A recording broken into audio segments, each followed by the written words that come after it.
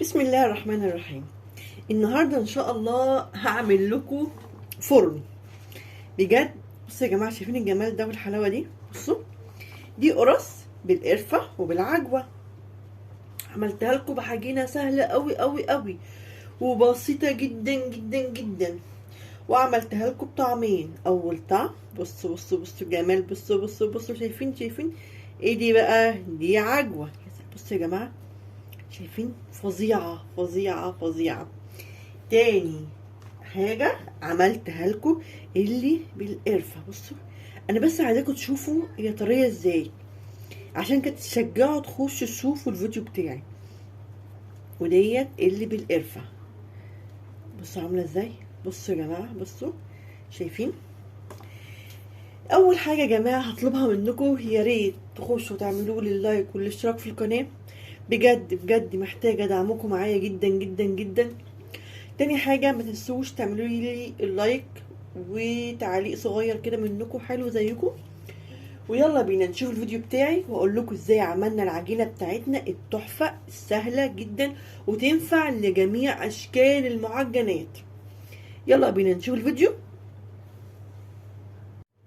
النهارده بقى مقادير يا جماعة، انا مش قادرة اقول لكم يعني مقادير عاملة ازاي. انا عندي هنا كيلو من الدقيق، عندي تقريبا 3 كوبايات لبن رايب. لبن رايب، بصوا يا جماعه، شايفين؟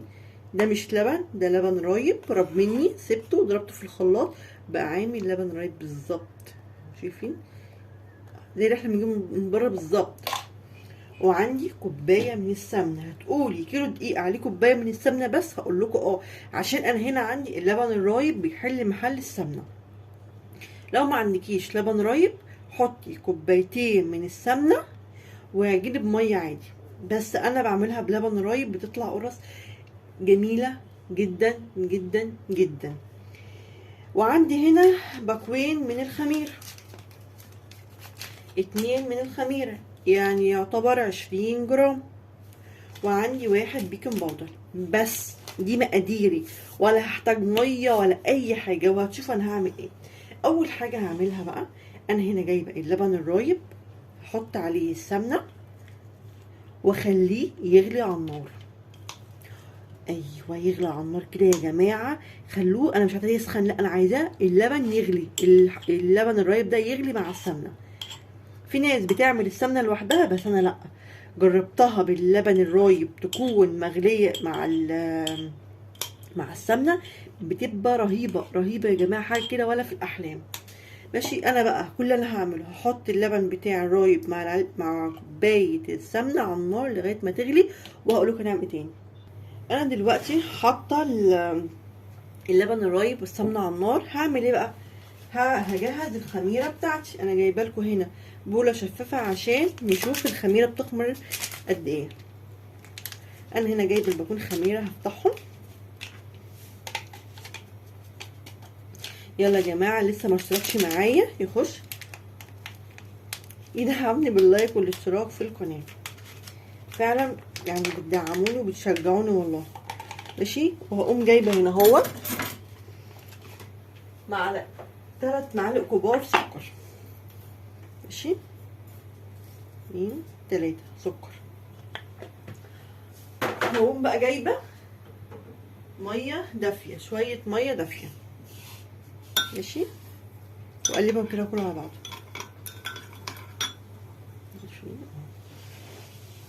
اقلب كده كله على بعضه. ماشي، وهقوم سايبه الخليط دوت لغايه ما يخمر. وعقبال بقى ما يخمر انا هجيب اللبن بالسمنه واوريلكم بعمل ازاي.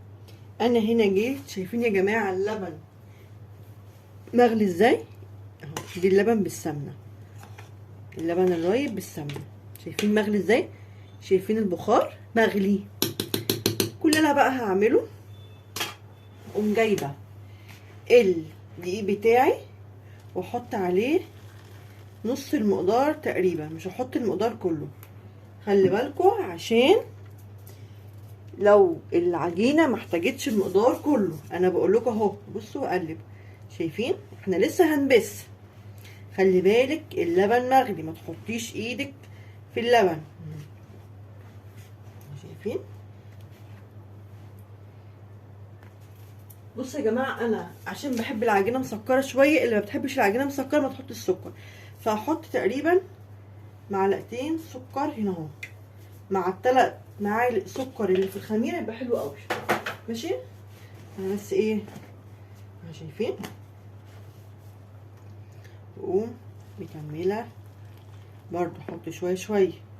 شايفين؟ انا بس هلف الدقيق مع اللبن والزبده كده شويه، بعد كده هقول لكم ازاي نعجن. انا بس ايه، مش عايزه ايدي تتحرق في الدقيق. شايفين؟ شايفين؟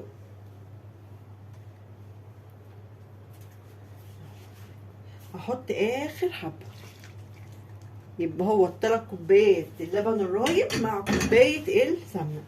هجني الف.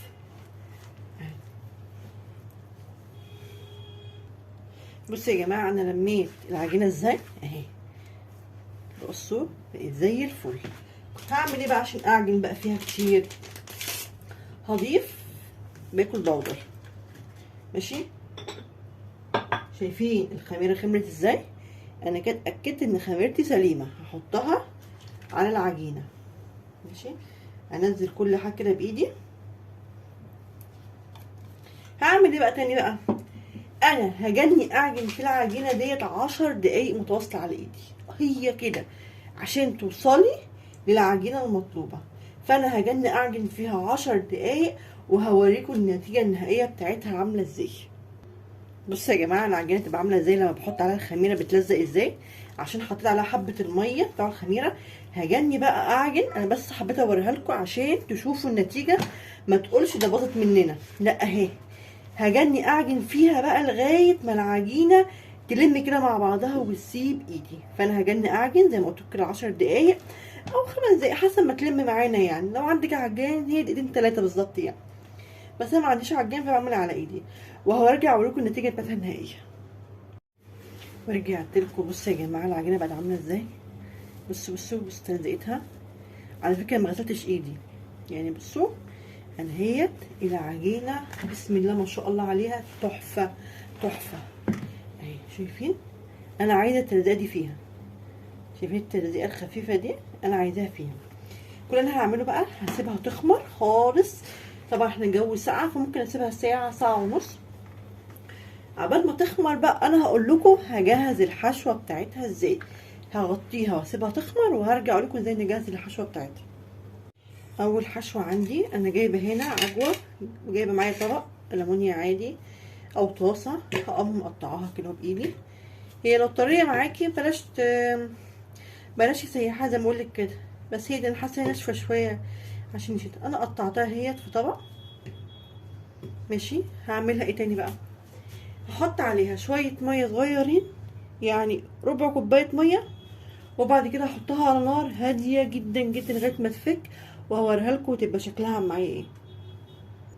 والحشوه التانية عندي طبق احط فيه قرفه. انا جايبه قرفه كده اهو عندي، احط قرفه ديت عشان هنعمل بيها القرص اللي محشيه قرفه وسكر. قرفه، انا بحب القرفه كتير على فكره يا جماعه، فانا حاطه تقريبا كل الكيس اهو. شايفين؟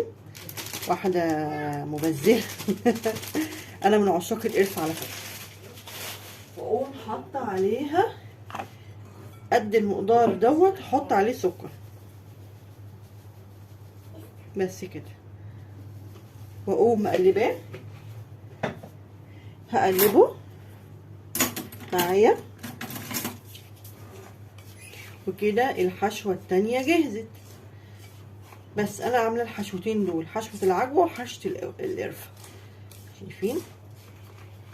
ولا حط عليها ميه ولا اي حاجه. انا بقى هستنى الخميره تخمر وهرجع اقول لكم ازاي هنشكلها بالقرفه والعجوه. شفتوا يا جماعه بعد ما حطيت العجوه على النار بقت عامله ازاي؟ طلعت ازاي؟ شايفين فكت ازاي من بعضها. هعمل ايه بقى؟ جايبه شويه سمسم صغيرين مش كتار كده، بحط في ايدي كده اهو، واقوم حطها عليها ماشي، وهقوم هقلب فيها. انا هسيبها ترتاح شويه، تهدى شويه كده من النار، وهقوم مكوراها عشان احشي بيها العجينه بتاعتي. هقلبها كده اهو وخلاص على كده. ورجعت. بصوا يا جماعه العجينه بقت عامله ازاي، بصوا بسم الله الله اكبر عليها، تحفه عليها. هعمل ايه بقى هنا؟ هحطها على جنب، وهجيب الحشوه بتاعتي الاولى اللي هي قرفه بسكر، وجايبه سمسم، وهنا جايبه طبق حاطه فيه معلقه عسل اسمر وخففتها بحبه ميه، وجايبه هنا الصاج بتاعي اللي انا هعمل فيه العجينه. هجيب ايه بقى؟ هجيب حته عجينه صغيره. اول حاجه هعمل القرص اللي هي بالسمسم اللي احنا بنجيبها من عند الافران اللي كلنا بنحبها. هجيب العجينه واكورها وهفردها شويه كده، وهقوم جايبه المعلقه كده احط حبه جواه، وهقوم لماها. شايفين انا كده بلمها اهي يا جماعه. حد هيقول انت حاطه السكر جوه بس كده مع القرفه؟ ايوه، ما هو السكر ده لما احطه جوه النار هيتكرمل وهيسيح مع القرفه. واقوم ملفاها تاني كده. شايفين عامله ازاي اهي. هقوم جايباها هحطها في العسل كده، بصوا ده اهو، شايفين اهي، واقوم حطها على طول في السمسم، وهقوم مبططاها. شايفين اقوم فردها شويه كده ايه في الصاج. واحده كمان قدامكم، محاولش اكبر اوي في العجينه اهي، ونحاول نعمل كلهم مقاس بعض اهي، واقوم فرديها. العجينه ما شاء الله عليها يا جماعه حاجه كده تحفه، تعملي بيها اي معجنات. احط القرفه بالسكر، وهقوم ضمه، بصوا ضمه العجينه كده اهو، ضماها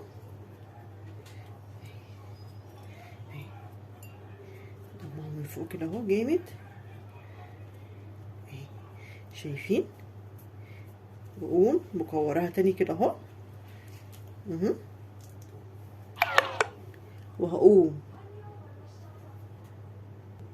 وهقوم حطاها في العسل اهيت، وحطاها في السمسم، وهقوم فرديها بايدي كده اهي. شايفين اهي، واقوم حطاها في الصاج وبرده افردها فرده بسيطه. انا بقى هخلص الصاج ده الشكل ده، وهرجع اقول لكم نعمل الشكل تاني ازاي. ودلوقتي هنعمل اللي محشيه عجوه. انا جبت العجوه بتاعتي كورتها اهيت ماشي، وعندي برضو العسل بالميه والسمسم، وعندي الصاج بتاعي. هعمل ايه؟ هجيب حته عجينه واقوم مكوراها اهي. بصوا شايفين يا جماعه العجينه عامله ازاي؟ العجينه فظيعه بجد. واقوم فرداها واقوم حاطه جواها العجوه، واقوم ضمه العجينه كده اهو. شايفين اهي، هضمها كده اهو ماشي، واقوم مكورها تاني اهي كده اهو. وهقوم، بصوا بقى احنا ممكن نسيبها كده اهو، بس انا الصراحه انا بحبها عليها سمسم، يعني مش عايزه سمسم حطها كده وفرديها. برضو بجيب ابلها كده بالميه بالعسل بتاعتي، ما كترش بس السمسم اهي. فظيعه بقى يا جماعه، دوقوا بقى احلى قرص بعجوه وافرد كده اهو. احنا دلوقتي بنفرد العجينه وبنفرد جواها العجوه اهو. بص اهي تاني واحده كمان قدامكم.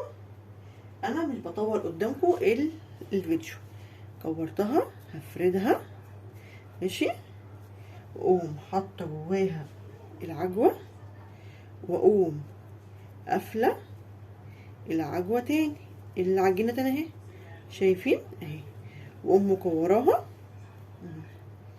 واقوم حطها في الميه بالعسل، واحطها في حبه سمسم، واقوم فرداها هنا اهو.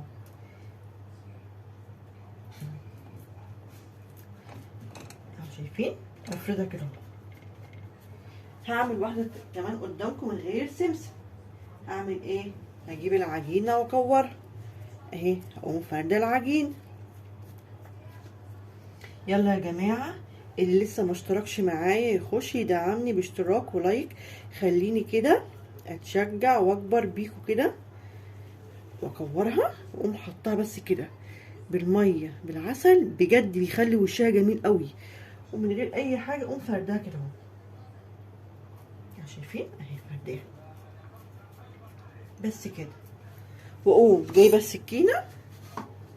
بصوا هعمل ايه كده بس، شايفين؟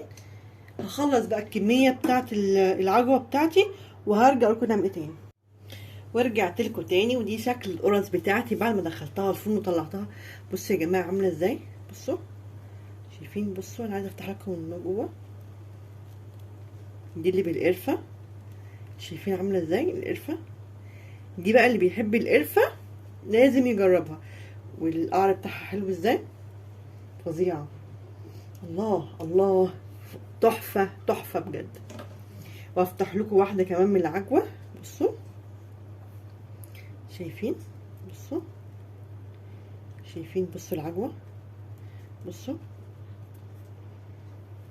لو عجبكم الفيديو ما تنسوش بقى تدعموني بلايك واشتراك في القناه، والسلام عليكم ورحمه الله وبركاته.